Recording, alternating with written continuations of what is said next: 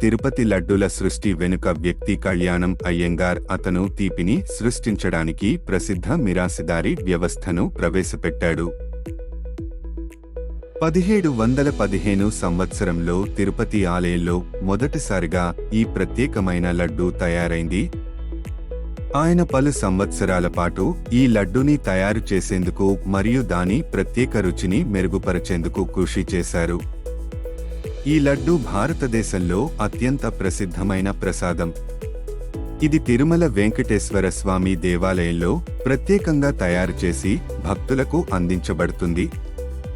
ఈ లడ్డూ మకరందమైన రుచితో శనగపిండి, ఆవు నెయ్యి, పంచదార, జీడిపప్పు, ఎండు ద్రాక్ష, కలకండ మరియు యాలుకలు కలిపి తయారవుతుంది. ఈ లడ్డూకు ప్రత్యేకమైన సువాసన, రుచి మరియు మృదువైన నిర్మాణం ఉన్నది. రోజూ పెద్ద సంఖ్యలో భక్తులు తిరుమలలో పూజలు చేయడానికి వస్తారు. తిరుపతి లడ్డూ ప్రతిరోజు భక్తులకు తిరుపతి ఆలయంలో సుమారు 3 లక్షల నుంచి 4 లక్షల లడ్డూలు అందించబడుతుంది. అందువల్ల అది ప్రజలలో ప్రత్యేకమైన ఆదరణను పొందింది. తిరుపతి లడ్డూ సాధారణంగా భక్తుల మధ్య అనేక సాంప్రదాయాలు, చరిత్రను ప్రతిబింబిస్తుంది. ఇది గుణముల సమ్మేళనం, ఆరోగ్యానికి కూడా అపకరించవచ్చు, ఎందుకంటే ఇది ప్రోటీన్ మరియు ఫైబర్తో సమృద్ధిగా ఉంటుంది.